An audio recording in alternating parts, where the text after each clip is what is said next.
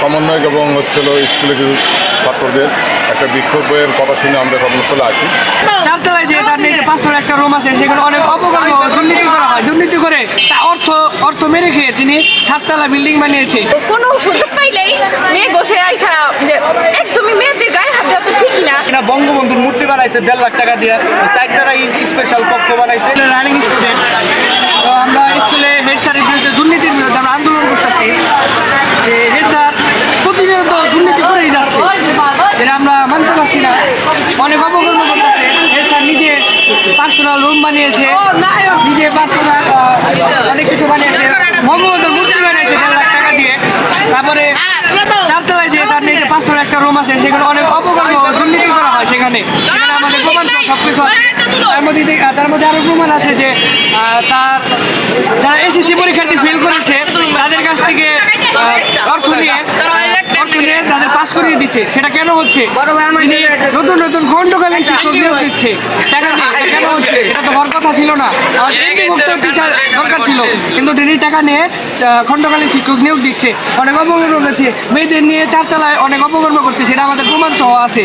এই অপকর্ম আমরা মানতে দিব না। এই দুর্নীতি আমরা মানতে দিব না। এই দুর্নীতি করে তা অর্থ মেরে খেয়ে তিনি 7তলা বিল্ডিং বানিয়েছে। এখানে আমরা জায়গা এনেছি, এখানে আমরা 5তলা বিল্ডিং করছে। এটা কিভাবে সম্ভব?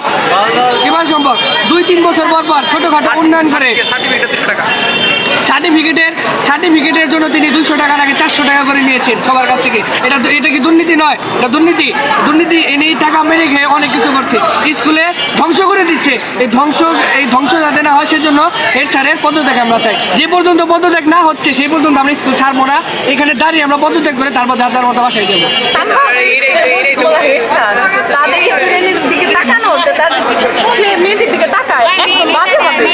আপনি সে যে তাদের স্টুডেন্টের টাচ করে একদম ব্যাকটাচের মতো, যে তার টাচ করে একদমই নর্মাল হবে না, সেই তাদের স্টুডেন্টের টাচ করে একদমই খারাপ হবে। মানে কোনো সুযোগ পাইলেই মেয়ে বসে আইসা যে একদমই মেয়েদের গায়ে হাত দেওয়া তো ঠিক না, সে আইসা এমন ভাবে দেয় যে তার টাচটা কোনো নর্মাল ভাবেই হয় না। আমি খানবাজার স্কুলের স্টুডেন্ট। তো আমাদের মজিদ মোল্লা স্যার তো আমাদের এই বেতন বেশি নেয়। মজিদ মোল্লা মানে আমরা যখন ফেল করি, কিছু স্টুডেন্ট ফেল করে, সে ঘুষ নিয়ে সে প্রমাণ দিলেও নাকি কারো কাছে আসে, কিন্তু সেগুলো প্রমাণ আমাদের হাতে নাই, আমরা দিতে পারি নাই। চেকিং করে, তারপরে এইসবই আর কি।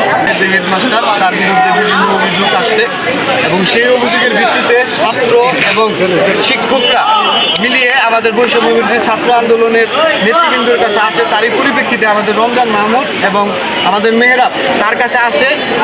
সেই পরিপ্রেক্ষিতে তিনি ডিসি মহোদয়ের কাছে গিয়ে আমাদের নামে অভিযোগ দিয়েছে যে আমরা নাকি তার কাছ থেকে চাঁদা দাবি করছি, অথচ তিনি ঘুষ হিসেবে আমাদেরকে 10,000 টাকা দিচ্ছে আমাদের রমজান মাহমুদ এবং মেহরাবকে। তারা সেই টাকা ফেরত দিয়ে বলছে যে আপনি আমাদেরকে কেন টাকা দিবেন। এবং এই স্কুলের বিভিন্ন যে অনিয়ম দুর্নীতি, তার বিরুদ্ধে অর্থ কেলেঙ্কারি, নারী কেলেঙ্কারি, বিভিন্ন ধরনের যে অভিযোগ, সেগুলোর সত্যতা এই ছাত্রছাত্রীরা এখানে আছে, তারা এটার প্রমাণ। আমরা চাই যে কেন এইরকম একটা দুর্নীতিবাজ শিক্ষক, চরিত্রহীন শিক্ষক এখন এই প্রতিষ্ঠানে আছে, যে কিনা বঙ্গবন্ধুর মূর্তি বানাইছে 1.5 লাখ টাকা দিয়ে, 4টা স্পেশাল কক্ষ বানাইছে। এটার আমরা একটা সুস্থ তদন্ত এবং বিচার চাই। এবং আরেকটা বিষয় আমরা বলতে চাই যে আমাদের বৈষম্য বিরোধী ছাত্র আন্দোলনের রমজান এবং মেহরাবকে চাঁদাবাজ বানিয়ে তিনি যে অভিযোগ দিছে, সেটার ব্যাপারে তাকে অবশ্যই ক্লিয়ারিফিকেশন দিতে হবে। এবং ডিসি মহোদয় কিসের ভিত্তিতে তাদের জনসমক্ষে তাদেরকে চাঁদাবাজ বলে বাইর করে দিতে, সেটারও হিসাব আমাদেরকে দিতে হবে। এইটাই আমাদের দাবি। প্রদর্শন উচ্চ বিদ্যালয়ে কিছু ছাত্র সমন্বয়ক এবং হচ্ছিল স্কুলে কিছু ছাত্রদের একটা বিক্ষোভের কথা শুনে আমরা ঘটনাস্থলে আসি। এখানে তারা হচ্ছে হেডমাস্টার যিনি আছেন প্রধান শিক্ষক, ওনার অপসারণের জন্য তারা একটা বিক্ষোভ করে। আমরা তাদেরকে হেডমাস্টারের যদি কোনো কিছু থেকে থাকে সেটা প্রপার চ্যানেল তাদের শিক্ষা অধিদপ্তর, সেখানে তাদেরকে যাওয়ার জন্য আমরা অনুরোধ করি এবং পরে তারা সেটা শুনে তারা চলে যায়।